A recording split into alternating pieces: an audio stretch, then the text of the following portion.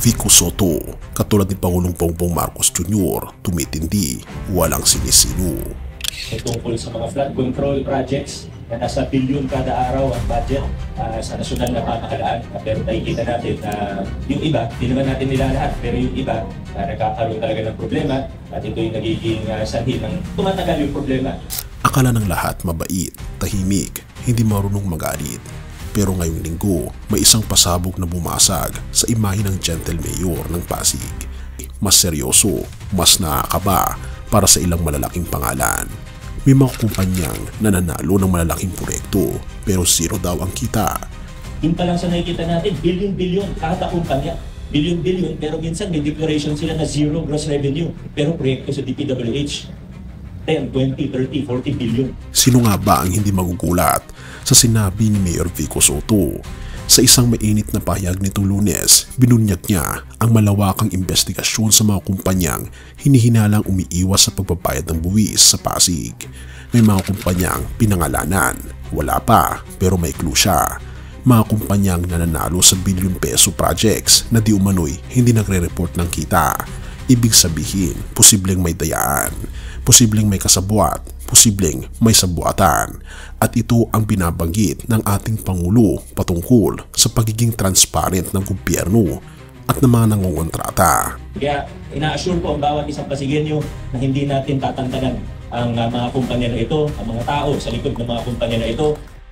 Pero bakit biglang naging seryoso si Vico? Hindi lang ito kasi tungkol sa pera. Sabi niya, kung iisipin natin may dugo sa kamay nila, paano? They really have blood on their hands. Yung nakikita nating pagbaha, malaking bahagi nila dito, hindi lang sa Pasig, hindi lang sa NCR, kundi sa buong Pilipinas. Dahil may mga kumpanyang di lang umiiwas sa buwis, kundi lumalabag din sa environmental laws. Yung iba raw, illegal na nagre-reclaim, basta-basta nagtatayo ng mga istruktura at ngayon bumabaha sa Pasig. Dito na nagiging mas malalim ang kwento. Ang usapin ay hindi lang pala tungkol sa tax evasion, hindi lang ito issue ng kita o ng papel, kundi buhay, kaligtasan at ang bayan. May mga residenteng binabaha taon-taon, may mga negosyong nalulugi dahil sa tubig baha, may mga pamilyang natrap na sa loob ng bahay habang umuulan, at ngayon may ebidensyang ang dahilan ay ilang kumpanyang walang pakialam. Pero teka, anong kinalaman dito ni Pangulong Bongbong Marcos Jr.? Kung kita ko na maraming proyekto para sa flood control ay palpak at gumuho. Kaya sa mga nakikipagsabuatan upang kunin ang pondo ng bayan at nakawin ang kinabukasan ng ating mga mamamayan, mahiya naman kayo. Ito ang hindi mo inaasahan. Kung si Pangulong Bongbong Marcos ay kilala ngayon sa malaking crackdown sa mga smuggler, hoarder at tax evaders, si Vico ay tila sumusunod sa parehong yapak at sinusunod ang kagustuhan ng Pangulong Bongbong Marcos. Hindi ito pakikisabay, hindi ito papogi points dahil sabi ni Mayor Vico mismo, walang politika rito, katotohanan lang. Walang politika ito. Sila naman yung pilit na pumapasok sa politika pero walang politika yung ginagawa natin, katotohanan lang. Pero handa ba ang Pasig? Bilyong piso ang sangkot, malalaking kumpanya ang makakalaban, posibleng pati ang ilang opisyal ay madamay. Pero ito raw ay laban na hindi atrasan ni Vico, kaya nanawagan siya sa sangguniang panlungsod. Tumulong kayo, gawin nating masusi ang investigasyon, isa-isahin natin sila. Kailangan seryoso din natin yung investigasyon. Kalaki na yung progreso natin pero kailangan ituloy natin sa tulong ng ating sangguniang panlungsod. Kailangan talaga imbestigahan natin, at least yung sa jurisdiction natin, yun man lang yung may ambag natin sa nasyonal. Kaya ito na nga ang tanong sa dulo ng kwento, kung si Mayor Vico ay dati lang kinikilala bilang bagong mukha ng politika, ngayon ba isa na rin siyang higante sa laban ng tama kontra abuso? Katulad ng Pangulong Bongbong Marcos, may paninindigan, may direksyon at may tapang, wala siyang sinisino, walang exempted, walang kaikaibigan. At kung ating titignan, na kahit makalusot sa batas ang tao, walang makakalusot sa mata ng ating Panginoon Diyos. Sa gitna ng lahat ng ito, katiwalian, kasinungalingan at kasakiman, may isang pangalan na nanatiling matuwid, may isang leader na kailanman ay hindi yumuyuko sa tukso.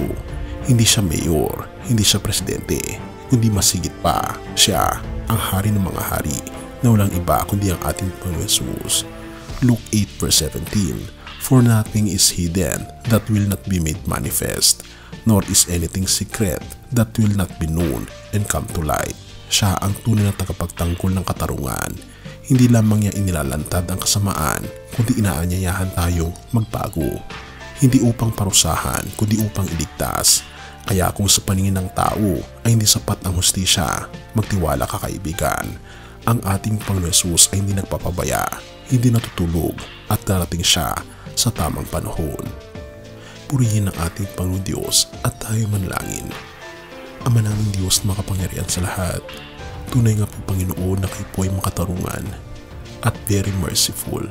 Tulungan niyo po kami Panginoon na isaalang-alang na ang lahat ng aming gagawin ay naayon sa inyo pong kagustuhan.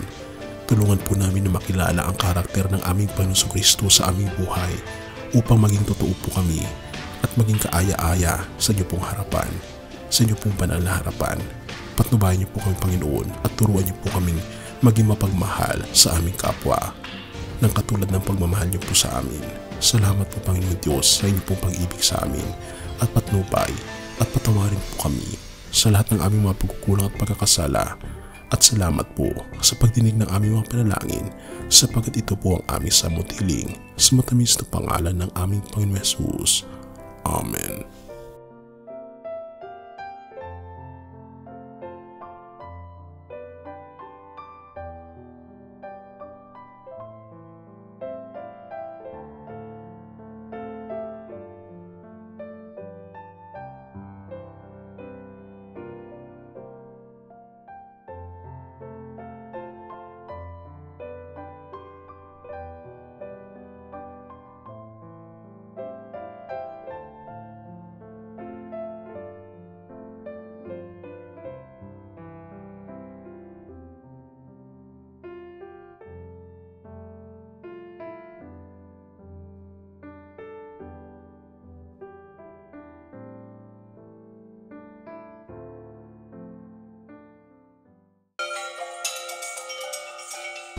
Bago natin ipagpatuloy kaibigan, siya nga pala ang Great Controversy na isa sa mga pinaka-kontrobersyal na libro dahil tumutukoy ito sa mga propesiya sa libro ng Daniel at Revelation na nagaganap na sa panahon natin ngayon bago ang pagdating ng ating Panginoong Diyos ay pinamimigay na namin ng libre sa pamamagitan ng PDF at ito ay nasa limited lamang na panahon kaya i-click mo sa description sa baba upang ma-avail mo kaibigan ang napaka-importanteng libro nito na magbubukas sa iyo sa mas maliwanag mong hinaharap.